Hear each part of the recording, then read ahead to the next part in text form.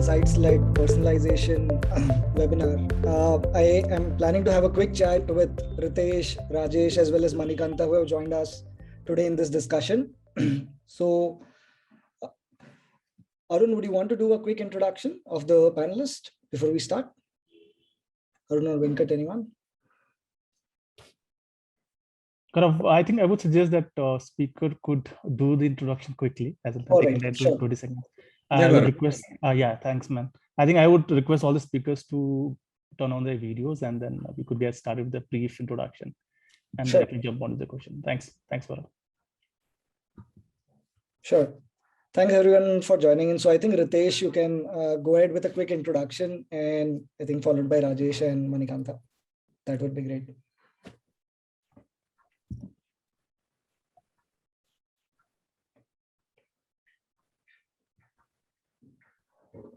Hey, Ritesh, am I audible? Yes, Gaurav.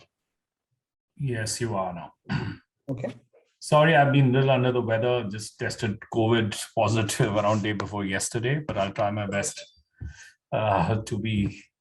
I don't know. Can you hear me and see me? Yes, Ritesh. All right. So I am a chief marketing officer for Utopia Mobile. We are a multi-platform and business company. We've got 4 big businesses. Woo dating app happens to be one. We've got play in 70 countries with B2B solutions to majority of telecom providers in the world. We've got a digital media boutique agency, which has got our inborn YouTube channels. We have got a live gaming channel. We've got a technology channel, and we've got a cash and a offer app, which is live in India and Indonesia right now. And we also have a gaming platform, which has something like Dream 11. It's Fantasy League. It's live sports screening, and it's also got live casual games in it. So we're live right now in major countries, but predominantly, of course, the dating app is servicing more. It's a India-born dating app. So 80% of the audience comes from India, 20% from across the globe. We've got around 12 million subscriber base in it. And we're now planning to expand into other countries as well, live in US, UK, Canada, and Southeast Asia and Middle East. But we are slowly trying to roll it out in other countries as well. All right. Thanks for the quick introduction, Ritesh. Rajesh, if you can also introduce yourself. Yeah, thank you, Gaurav. Can you guys hear me? Yeah. Thank you for the opportunity. So I look at growth and strategy and innovations at Rupify. So giving a brief background about Rupify, we are an embedded finance company and a B2B payments platform. We work with B2B e-commerce marketplaces and anchors to provide buy now, pay later facilities to the SMEs. We are across sectors. We are operating in Kirana stores. So we work with the likes of major B2B commerce players like Best Price, Flipkart, Jumbotail. So in these sectors, we provide credit facilities and pay later facilities to their customer base. So like this, we are in pharma, we are in agri inputs, we are in fashion. So EV, we are exploring a lot of other sectors. So we cater to around 100,000, closer to 100,000 customer base across 5,000 pin codes in India. Thanks, Rajesh. Hey, Manikanta. Hey, hi guys. So I'm Mani. So I work with Trell as VP Growth. I've been working with growth from past as one of the initiators in the company. So Trell is mostly Trell is a social commerce platform. We started as a content platform first for lifestyle choices, and with a lot of user base and a lot of influencers on the platform and creators that are there on the platform. So we started our commerce journey very recently. So now we are trying to build one of the biggest India's social commerce platform. We have around 700 to 800 brands that are already associated with it, which are D2C brands and a lot of brands. We started this journey 6 months back, and right now we are trying to make sure that we're building the next biggest social commerce platform that's there. And we are also trying to merge between brands and influencers and creators that are there on the platform and help them grow with giving brand associations to multiple folks. So, thanks, Manikanta, for the introduction. So I think we'll dive into the discussion straight away. I'll quickly introduce myself, of course, before we get into the discussion. I take care of enterprise sales for MoEngage. I've been associated with the organization for around 16 months now, primarily engaging with a lot of enterprises across the India region with respect to their engagement and retention needs, both with respect to the B2C as well as B2B organizations. And really looking forward to the discussion today. So as our topic is insights-led personalization, today, as per some of the latest surveys done by a lot of leading consulting firms out there, one number that Accenture quotes is almost 91% of the consumers say that in the future, they are more likely to purchase from brands who are better understanding them with respect to what they are looking out in terms of the kind of product they would want to buy, the kind of offers that they relate to, as well as an overall end-to-end personalized recommended purchasing experience that they are getting when they are engaging with any brand. And as more and more consumers are regularly shifting towards online purchase experiences, it's more pertinent how you can understand that complete entire user behavior journey and accordingly try and tap on those consumers in a better way. So since all of you, like all the panelists today are like, you definitely are contributing toward B2C and B2B based products. I'm sure you're no strangers towards insight-led personalization. Wanted to understand how are you going about your own strategies with your brands with respect to delivering personalized experiences? Are you leveraging some kind of insights behind stitching together these experiences, right? So I think we can start with Ritesh, if you'd want to share inputs around the Woo dating app as well as some of the other businesses where you're tapping into certain insights before you say deliver on certain experiences like these. Can you hear me now? Sorry. You're audible. Yeah, I said and I think the new terminologies keep inventing themselves, like B2C, and now D2C has become the more buzzword, where it's direct to customer, and that's where these e-commerce guys are playing a big role. But having said that, I think any business or we still treat ourselves, though we are a 12-year-old company, we still treat ourselves as a startup. And for us, it's most important, no matter what technology and what apps you develop, but your ear to the ground is the most important thing. Talking to your customer is the most important thing. So for a dating app, till date, I do focus groups with women from the age of 25 to 35, where I have at least 20, 30 girls or ladies coming to the office. And nowadays, obviously virtual, we can't meet them. But once or every 3 months, we do a focus group and asking girls and females from age of 25 to 35, what are they seeking in a dating app? What would they like to do in a dating app? Because as we all know, this COVID scenario changed the whole way even a dating app started working, right? Because earlier people used to meet on a dating app to at least have some meeting outside the dating app as well. And now all that went out of the window. It was all virtual. Now, how can you connect to people who don't even think they can meet, right? And it's a great pain for us as well, for them. And when COVID hit us, initially the graph went spiral up because everybody went on the dating app because there's nothing else to do. But within 3 months, we saw it flattening out because people started realizing that after even meeting virtually, you can't actually meet them for a coffee or a date. And people started getting out, so we had to get them back. How do we get that engagement? How do we understand what they're liking, what they want, right? Mm-hmm. So we actually launched something like a phone calling, and keeping the Indian taboos and the security, because another dating app is also about trust, about the woman needs to know who the man is on the other side, because on a virtual world, you can actually create what kind of profile and actually fool them.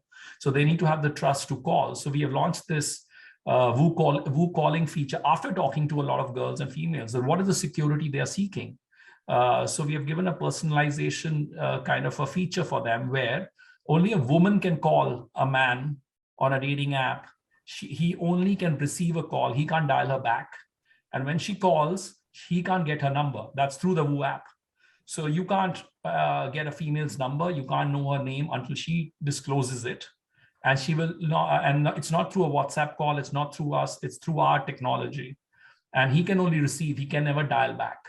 So it gives her the security, gives her the empowerment to call whoever she wants, and also to talk to a person, because just by chatting doesn't fulfill the entire requirement. So just one example. That's really an interesting example, given how you took that insight out of the focus group conversations that you mentioned you had, and a definite need to adapt to the times of COVID, as you rightly mentioned, right? That's right. Hey, Rajesh, would be good to learn any such examples from your end as well. Yeah, true.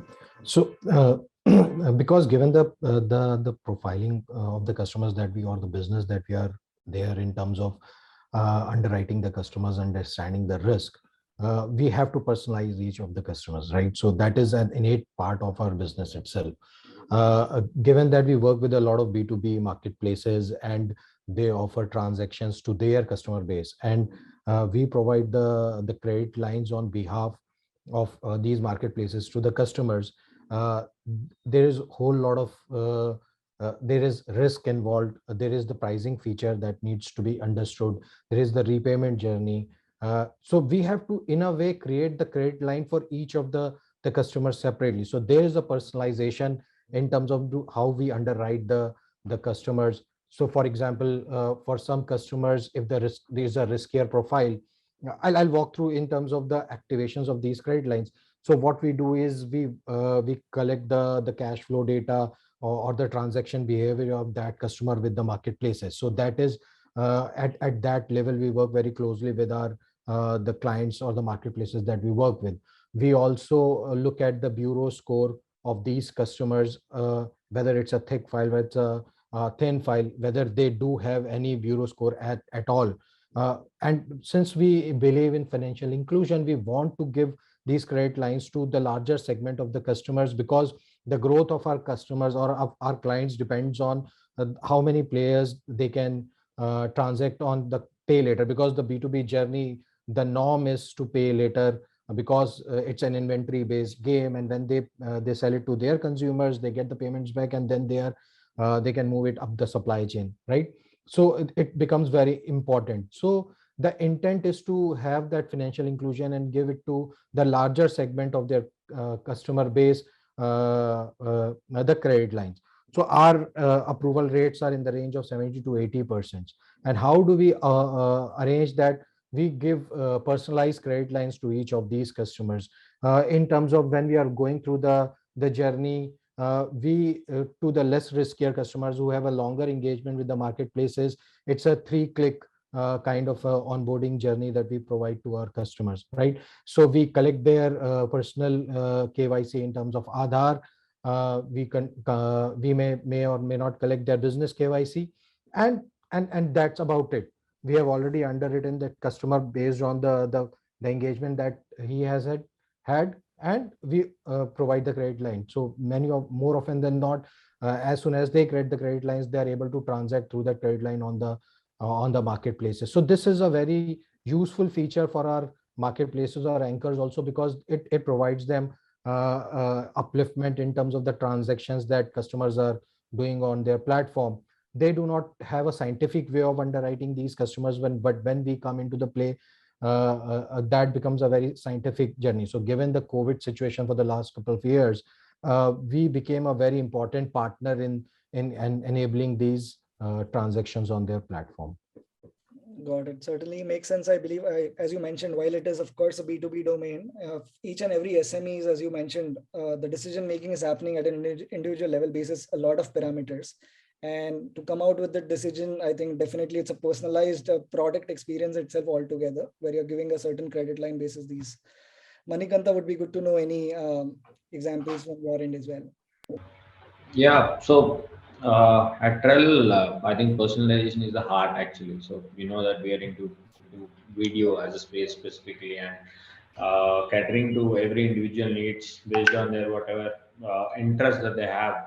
Personalization is very, very important for us. So I would say that we post pandemic or during the pandemic period when TikTok got banned, that's where the phase that we have seen the urge of a really good video app which can actually not only help user to get content related to say entertainment, but where people can actually come and learn a little and make their lifestyle better. There is a very hard need for a lifestyle app where our market or our thought was very clear in terms of building it from the start, and we have seen a huge surge and adoption for users during the period of COVID. And you can say that the era of trail can be divided into two different pieces, where it's pre-COVID and post-COVID.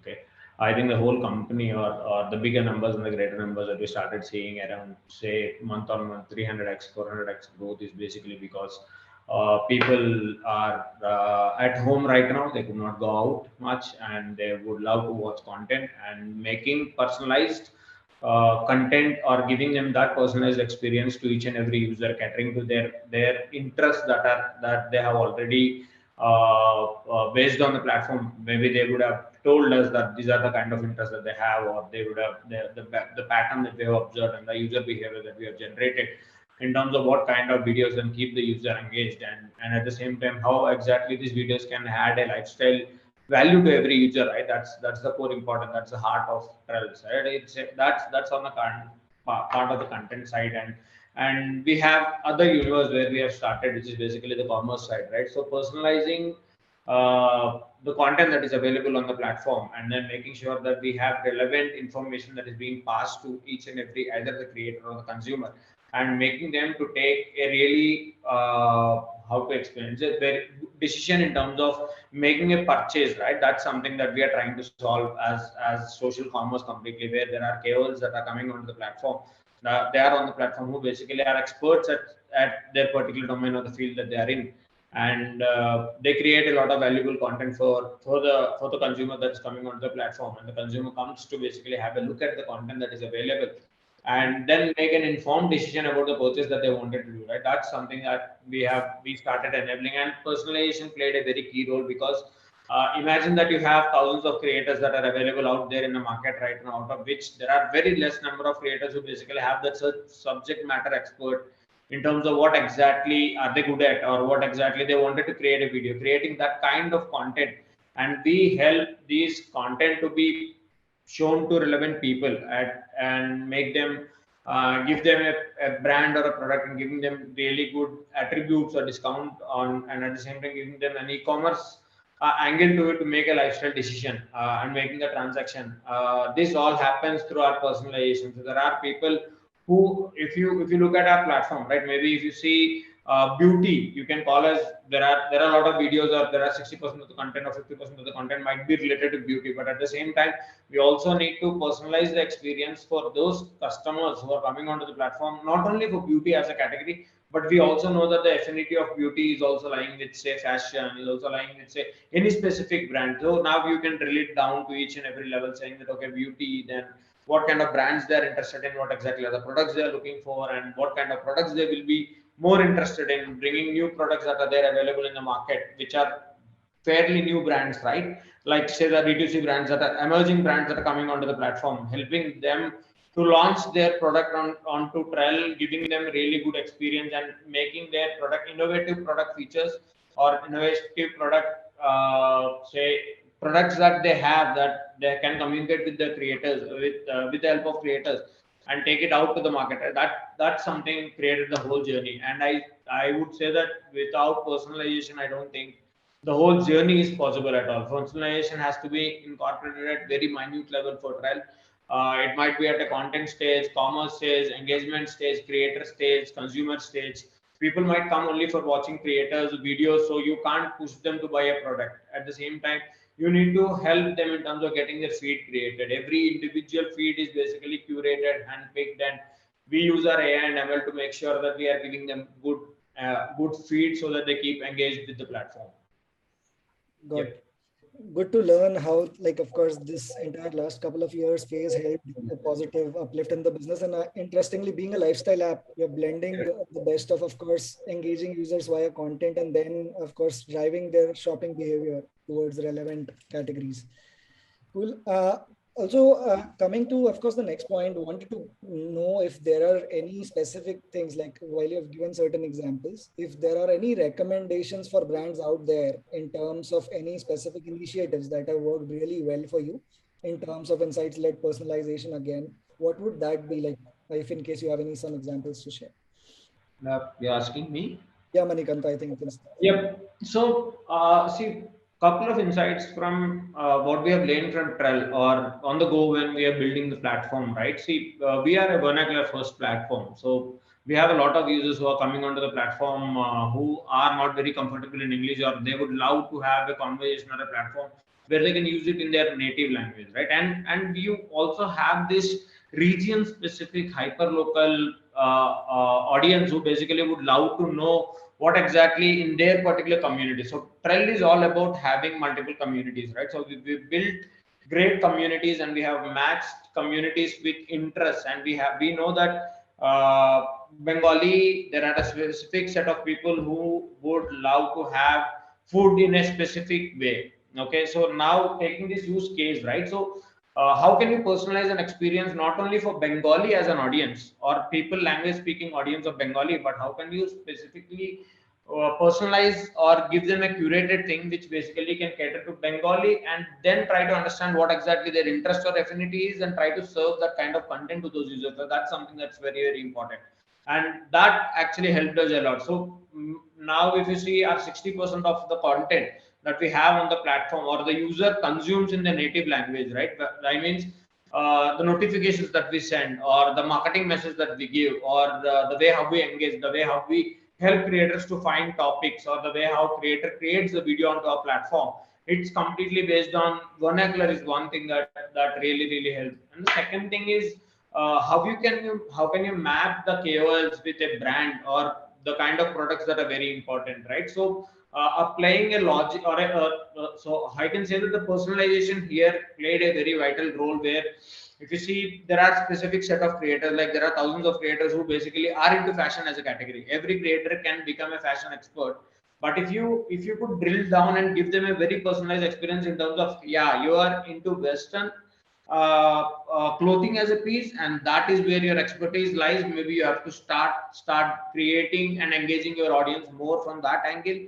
And at the same time, maybe you have to pick those brands where you basically can be associated with to promote or give your expert opinion on. Okay, creating this level of personalization around the creator community, and then helping the consumers to watch that particular video on the feed when they're coming, because we don't have category wise feed, right? We have a common unified feed.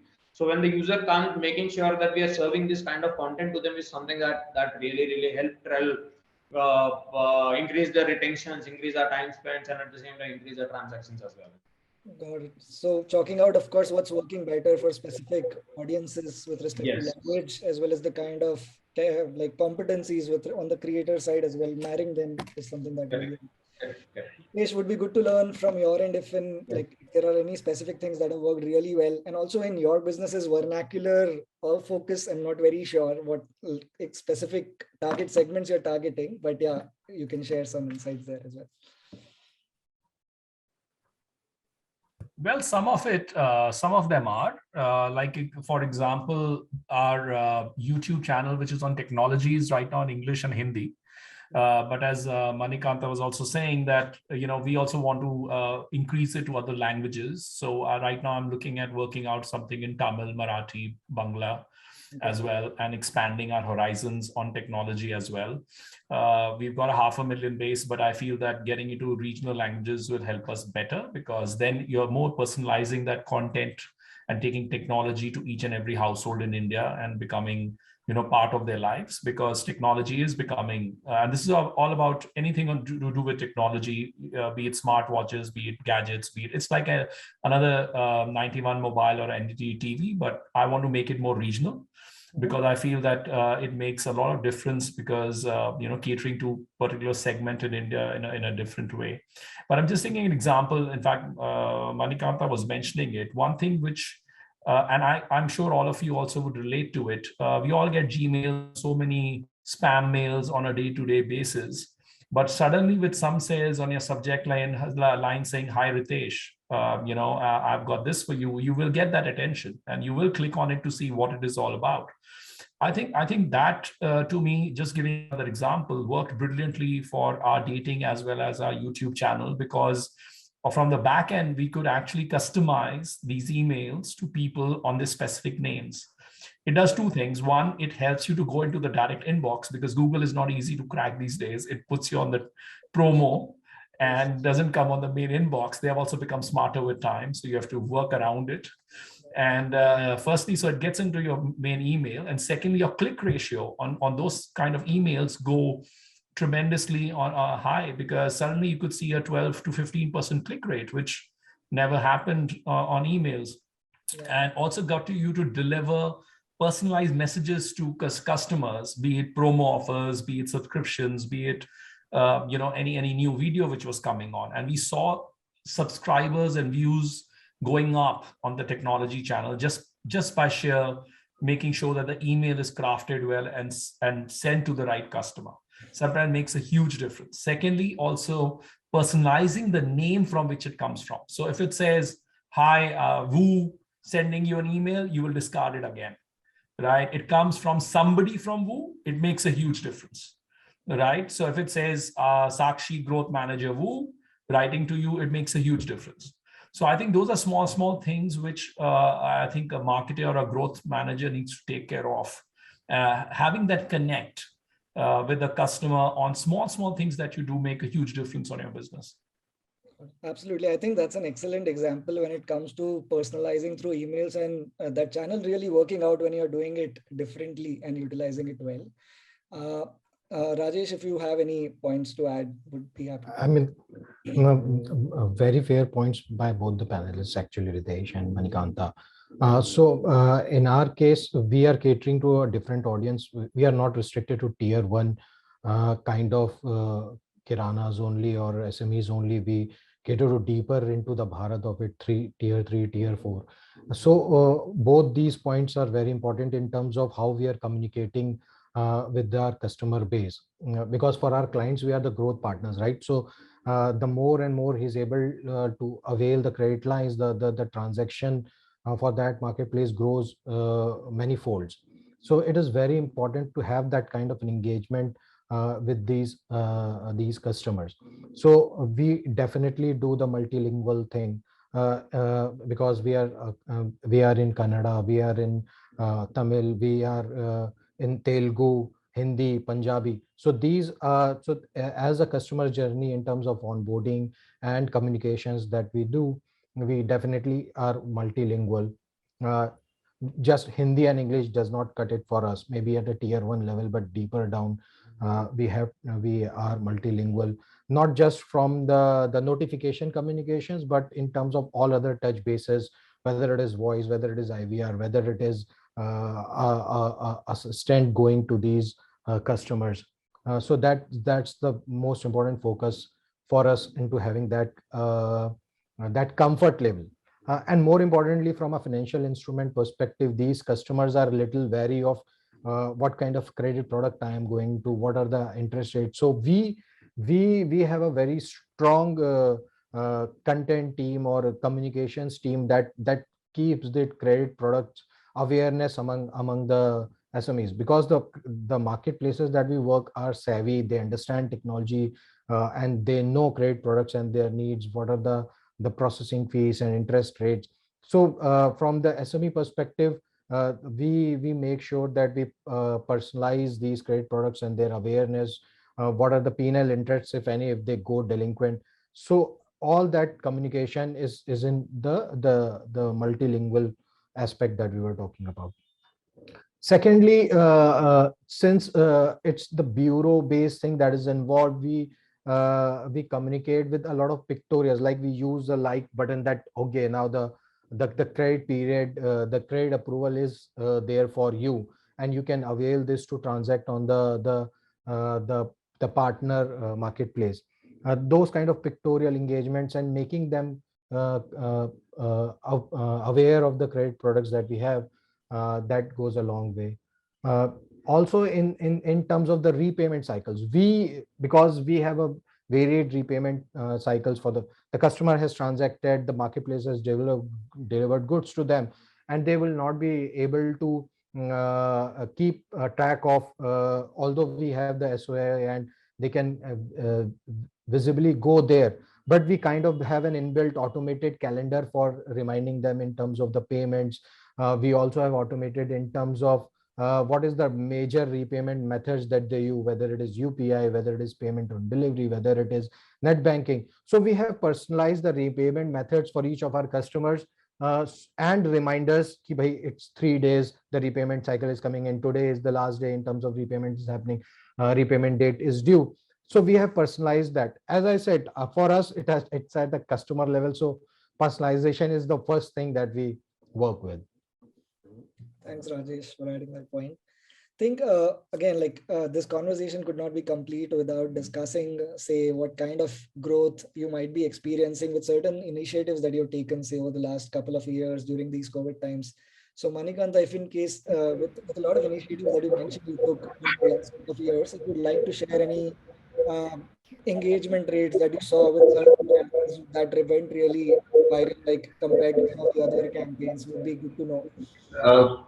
There are a lot of campaigns actually. So few that I can highlight. Definitely a campaign that we have done post TikTok ban, where we positioning ourselves as a lifestyle next best video platform. So where we have seen an engagement rate, where we have seen a 300x growth increase in during the month of complete TikTok ban, and our retention rates are improved by probably 20 to 25%, and our app open rate and our time. I think anyway, I think you guys know this one, so because you're from MoEngage, so app open rates and if you saw our time spent on the platform has increased by 4-5x actually. So that is one big campaign that we have done, and after that there is a very great campaign that we have done. Post that is a campaign that we have done for Chennai Super Kings actually, where we created a hook step, and we wanted to basically support CSK as a team, and we tried creating a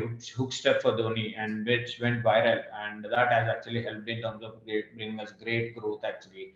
Post commerce launch, we have done some amazing campaigns. The last campaign that we have done, the first one post commerce launch, the bigger campaign was the big birthday sale, where we have done for Trell, where we have seen our commerce transactions going from zero to, so in a month of launch, we have seen somewhere around 10,000 to 12,000 orders per day as a volume that started coming in 1-2 days of in 1.5 months of our launch. And post that, we started targeting on our repeat transactions, and then started creating that user base, and started fine tuning our CRM, as well as fine tuning our say customer experience and stuff. And we have done a campaign very recently, basically we called it as end of year sale, USS sale, where we have seen 4 to 5x of jump, and we have clocked very great revenue numbers. I can't disclose it very directly, but it's in the ranges of say probably 6 to 7x growth that we have seen in the last 6-7 months. And this 1 month of event,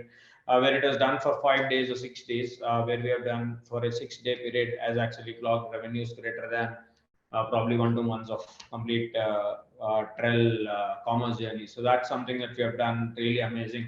This is certain campaigns that we have done in Trell that really worked. And the heart of any of the campaign, right? That's what we are trying to say, right? We have taken this personalization to an extent, or we have taken this the social commerce as a journey, where we have the attributes where we clearly can identify what kind of content is basically liked by what kind of audience, and at the same time what kind of brand should be associated with what kind of audience.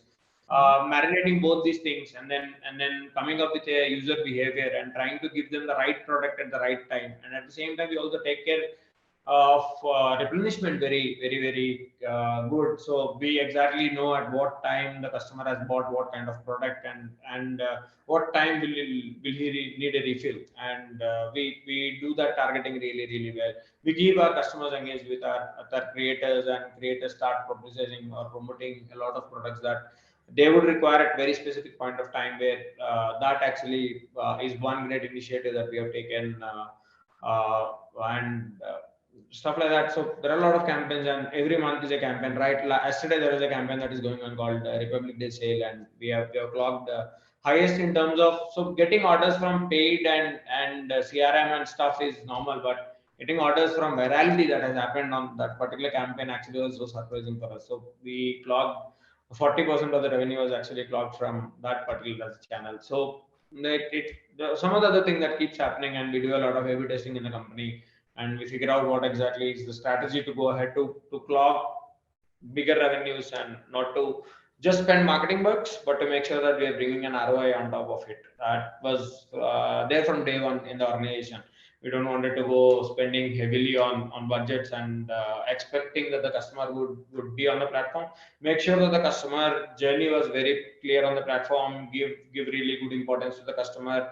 Make sure that you're giving or you're helping the customer at every stage wherever he's stuck, and at the same time helping them with the right brand, right product, giving them genuine 100% authentic products is something that Trell stands for, and that helped us be wherever we are today. Yep.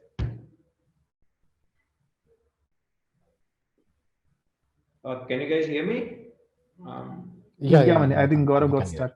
Yeah, okay. I think Gaurav's got stuck. That's okay. Yeah, he's back. Yeah. Thanks, Manikanta. Those were, I think, some very impressive numbers across the different campaigns that you mentioned. I think, Ritesh, it would be good to quickly learn about some of these initiatives at your end as well. Interested to know if you have some curated campaigns being targeted at, say, tier 2, tier 3 audience, and if you've seen some amazing numbers around those initiatives, if any. That's directed to me or Rajesh? Yes, Ritesh. To you. Oh, to me. Okay. So, well, when we started on the dating app, it was more of a metro phenomena, to be honest. That's where the entire subscription base came from. But over the years, it's penetrated into tier 2, tier 3 cities, yes. And I think what we did was one thing which was very successful with us for the last 2 years has been this whole hashtag WFH, which is work from home. And we just called it woo from home. We just changed a little pun on the whole hashtag and played it around with people at the new campaign, and it and also related to people because they're sitting at home and now nothing else to do, but why don't you woo? And it worked, and a lot of subscription. I think our click-through ratio went off very high from nominal around 20-30%, went up to 50% during that campaign. In fact, our Woo calling feature showed 70% growth. We were because there was a Woo calling, which I described in my earlier point. The usage went by 70% because now people were calling through the app and trying to have a conversation instead of just chatting, and that showed us great results. So some of them, yes. And to come to your point about tier 2, tier 3, so there we've used English, though we didn't use earlier any regional language, because as I said, we made the app more because the app was more getting subscribers from the metro cities, but we realized soon that things are going to penetrate. But having said that, please understand, dating is still a taboo in India, and has a lot of these reservations hiccups about joining a dating app. Still, people would like to not disclose it. So tier 2, tier 3s are there, but less in percentage. So we tried to use English as language there. We tried a lot of campaigns which were directed towards that, and it worked. But still, predominantly, dating app comes from tier 1, tier 2 cities, not from 3 and 4 till date. Okay. When I say that, I mean subscribers, yes. Yeah. Rajesh, any inputs from you?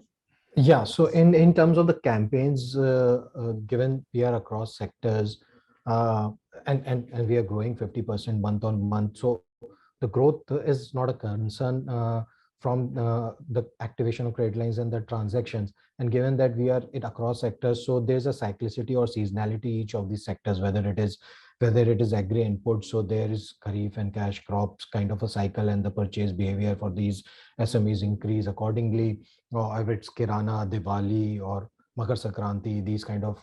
So we create our campaigns around these seasonalities where the purchase behavior, and obviously we have to be a little ahead of the calendar because it's an inventory based kind of a business. So we we look at those purchase behaviors of our SMEs and run campaigns around those seasonalities. Secondly, in terms of it's not just about the promotions. In our case, it's also about the repayments, right? So how do we rather than the cash payments, how do we run payments to digital repayments kind of a structure, because that is our strength in terms of digitizing the Bharat, so as to say, and getting all of these players on the digital journey. And so we not just run the promotional campaigns, we run the deterrent campaigns also. I think that is one thing which is different we do compared to others. So if there's the cash component of repayments, so we try to deter that. And when we had run this campaign, there was a counterintuitive things that the transactions will go down.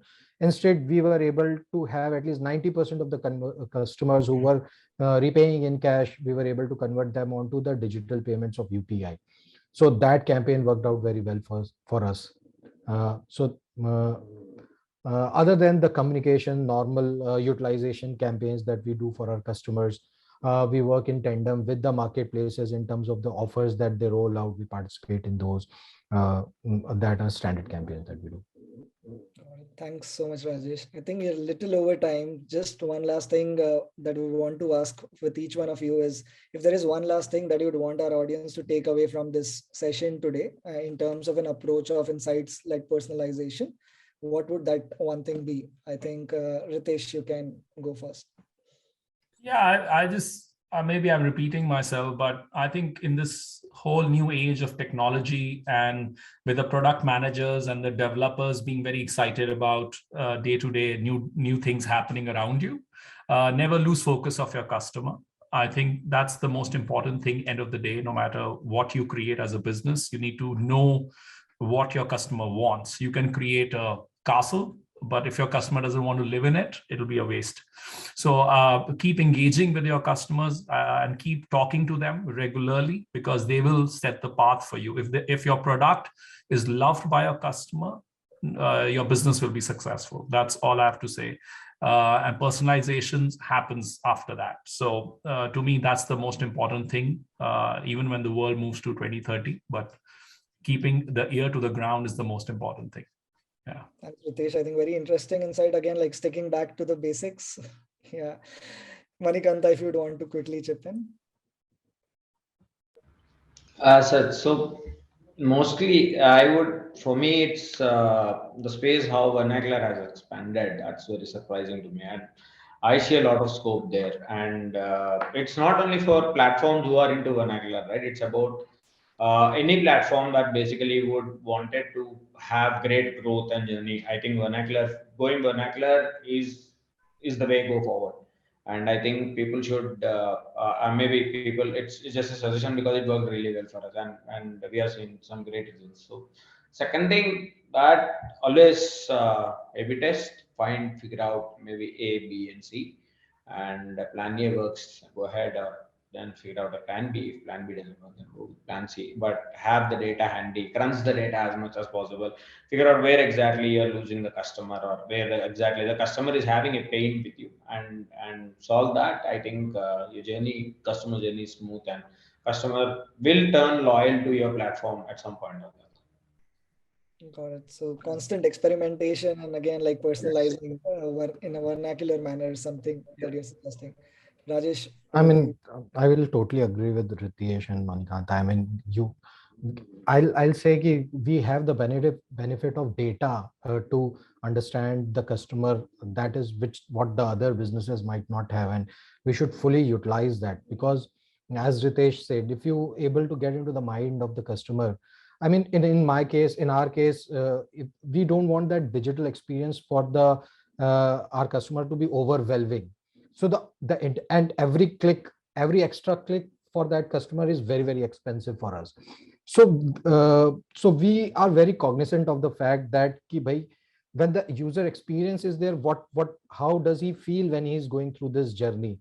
Whether we have made at a subconscious level, whether this is something that he would need, and we try to understand through the data. We analyze and dissect the data, and we create our products and our strategies around that. And I think we have that benefit of leveraging that data in the digital world, which other business, and we are thankful for it, and we try to make the most of it. And that's my 2 cents. Thoroughly understanding the data and the digital journey of the user and making that experience as easy as possible for your SMEs is a takeaway that you would like the audience to take away. So I think we've come to the end of the session, had a lot of interesting conversations around, of course, insights-led personalization. If we have any questions, I think we can quickly take that. So I think we are good. Thanks a lot, everyone, for joining in today. And Ritesh, also for you joining while you are down with COVID. It was a great conversation with all of you. Got to learn a lot of interesting things with respect to your businesses. And I hope our audience as well would be able to apply a lot of insights gathered from our conversation today. Hoping to connect back soon for similar conversations in the future. Thank you. Thank you.